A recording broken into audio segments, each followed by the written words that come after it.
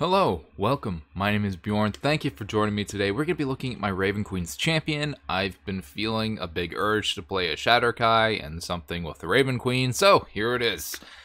If you're looking here for more of a mechanical purpose, I've calculated that the damage that this character can output is, I believe, 279 damage, if the right criteria is met for the combat round and initiating and all that. We'll go over that at the end here. And yeah, it's a pretty decent build. I like it. Hope you do too. Let's jump into it. Alright, so as we can see here, this is what I've ended off with: an Assassin Rogue level 8, Grave Domain Cleric level 2, and a Shadow Magic Sorcerer level 10.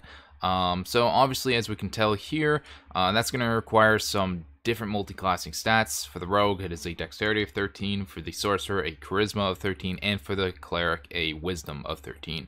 So it's pretty interesting. As for the stat priority for this class, I would instead focus on having your Dexterity as your highest possible stat, and then just meeting the requirements for your Wisdom and Charisma.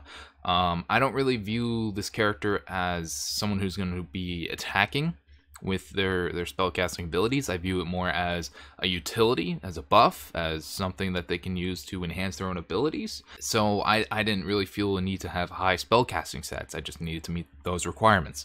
Another good stat to have as high as possible after that would either be your Constitution, because more health, the better you can concentrate on the buff spells is good.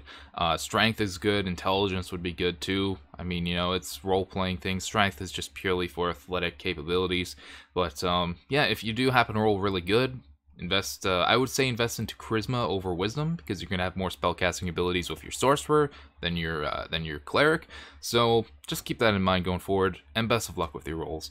As for the backup of choice, up to you, of course. However, I felt that the easiest choice here for a Raven's Queen champion is to go look at the Acolyte. It will give us Insight in Religion, Shelter of Faith ability, and 2 languages of choice. Of course, pick however you want to play this character and have fun with it. And as for the race of choice, of course we're going with the Shatterkai. They're perfect. They literally have an ability that has the blessing of the Raven Queen in it. It's perfect. Besides that, they have all the other normal elf capabilities. They have a dark vision up to 60 feet, keen senses, perception, fey ancestry, trance, and the increase to a con score. They gain necrotic resistance. Pretty nice. The one thing I will say with the blessing of the Raven Queen is that it's a teleport up to 30 feet, and it's on a it's on a long rest. When I've had other players play this character, and I've convinced other DMs when I've played a Shatterkai in the past, see if you can't change it to a short or a long rest. Like, it gets a bit of a buff at 3rd level, which is pretty powerful, but it just feels kind of underwhelming, especially compared to the Eladrin. The Eladrin get 4 options for their teleport, and is a short or a long rest. You know, it's a small little buff. It doesn't break the game at all. It just makes the character feel like they can maybe do more with it. So that's something to consider. Now let's go ahead and get into the build. So again, we start off with the Rogue here. This is because it's going to give us our most proficiencies. I love skill proficiencies. It's also going to give us 2 expertise right off the bat. With your proficiencies and your expertises, you know, pick whatever you'd like. I'm still trying to fit into that roguish archetype role, but yeah, of course you gain all the other roguish abilities here: Thieves' Cant, Cunning Action. At 3rd level, we get to choose our archetype. Obviously, we're going with the Assassin here. We gain Assassinate. This is going to help us do a shit ton of damage later on. It's going to combine well with the Grave Cleric Channel Divinity that we'll gain later on. Besides that, it's all typical rogue stuff. We gain another expertise. Again, put it wherever. Evasion and ASIs. We'll go over ASIs in a little bit here. Of course, with the Grave Domain Cleric, the main thing that we wanted to get with the Grave Domain Cleric here was the Path to the Grave.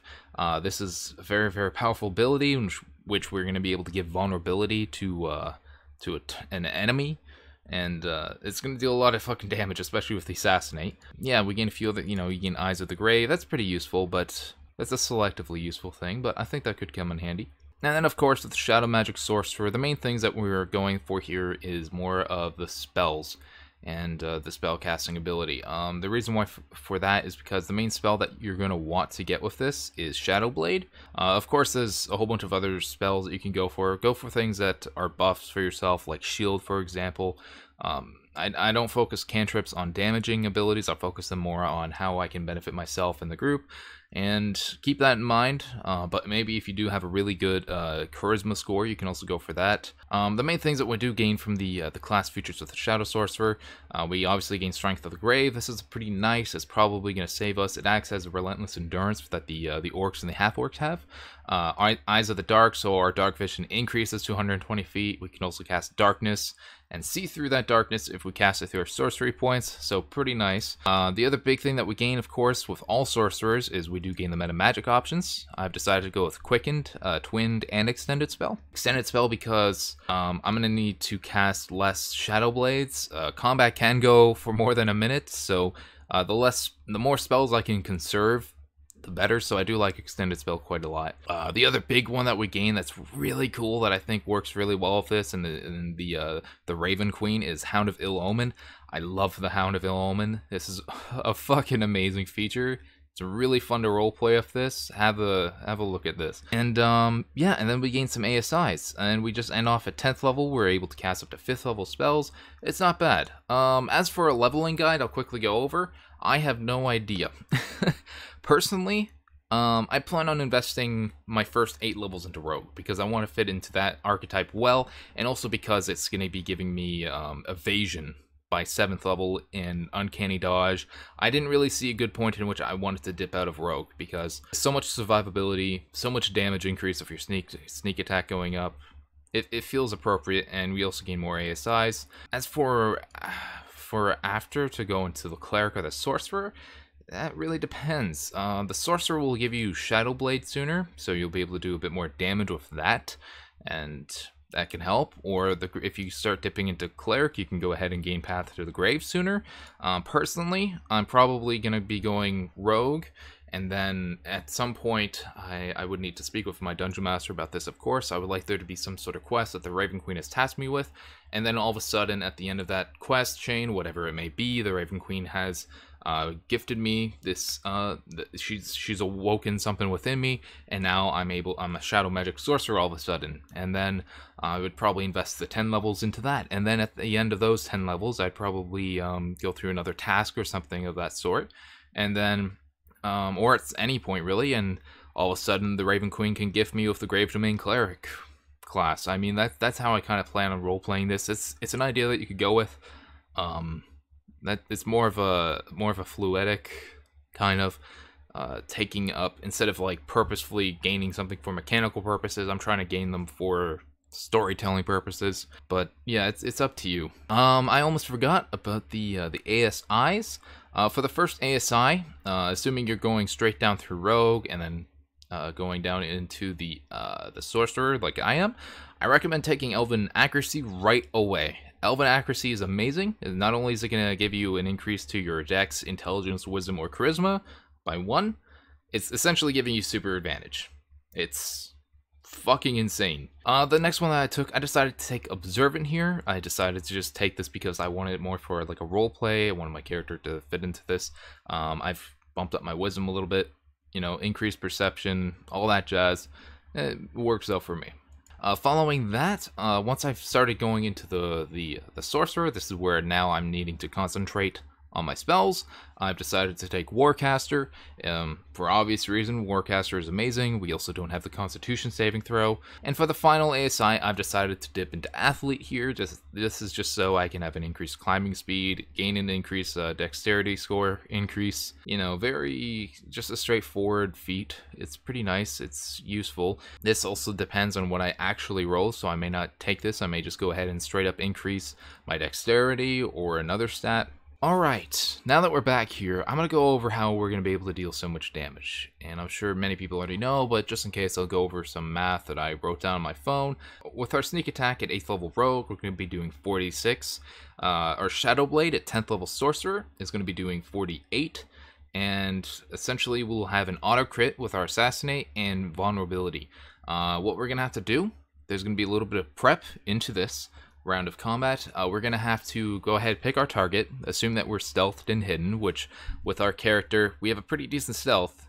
probably going to be hidden pretty well. The other thing is that we're going to have to bonus action cast our Shadow Blade at 5th level. This is going to bring it up to a 5d8, I believe I said. Pardon me, is going to bring it up to a 48. And then that 48, we're going to go ahead and action cast our Channel Divinity, Path to the Grave on that target, which will last until the end of our next turn. So it specifically says till the end of our next turn. This is, I'm assuming, in case you want to do it yourself. And then, assuming that we're still hidden, we should be able to go ahead with our next round of combat 6 seconds later to attack our target. And all of a sudden, we're going to be able to, I'm assuming you're going to be using a rapier here, because it's a d8 damage, it's a finesse weapon, it's the most damage you're going to use. You can use a dagger, whatever you'd feel appropriate, but in this case... And so we have a little bit of math to do here now all of a sudden. So the sneak attack, 4 times 6, 24 damage. I'm assuming you're rolling max damage because you're the luckiest son of a gun around. The Shadow Blade is 4 times 8, so that's 32 damage. So we go ahead, 24 plus 32 plus 8, because the 8 is from the rapiers. That's 64 damage. Because of our assassinate ability, we double that, so that's times 2. So all of a sudden we're at 128. Then we get to go ahead and add our modifier onto that. So I'm assuming that the modifier is a +5 by level 20. That's 133 damage. But it doesn't end there, because we still have Path to the Grave active on the target. So all of a sudden, all of that damage is doubled, because they're vulnerable. And so all of a sudden, it's a 266 damage in one hit. That's not bad. I mean, if the target's still alive, I'm kind of concerned. They should be dead. Most things should be dead with that. A CR-17 Death Knight has less health than that. Last time I checked, yeah. Not only does that, it doesn't end there. The reason how we get up to 279 damage is because technically, I've been told this by a few people, is that Assassinate actually lasts the whole round of combat, not just the first hit. I've seen arguments against and for it. I'm just going to assume it's a thing. So you get to go ahead and make an offhand, dagger attack or whatever as your bonus action with that round. So I'm assuming, we're going to do 4 times 2 because we're rolling max damage. So 8 damage, and then add our modifier, which is a 5, so 13. So 13 plus 266 equals 279 damage. That's not bad. That's not bad for a single round of combat. Really, if whatever the fuck it is you're attacking is still alive, it won't be for long. It really won't, unless you're attacking, like, a god. That's fun, but the main thing, besides all that mechanical fun that you can have with it, with all the numbers, is I feel like this class is pretty fun because of the role play for it, for me. There's a story here, you're developing, you're starting off as this rogue, you're an acolyte, and then all of a sudden you've been reached out to by the Raven Queen. She's tasked you with something, to, go after maybe a demi-lich or something of the sort by 8th level, and then all of a sudden you are gaining all these abilities and cool things along the way. You eventually open up the sorcerer side of you, and then eventually the cleric. I really like it. There's a lot of story here. There's a lot of mechanical fun here. I hope you like it too. I hope you've enjoyed this. I know I'm looking forward to possibly playing this in the future. I'm currently working on a campaign though, so it probably won't be for a long time. But yeah, have a good one.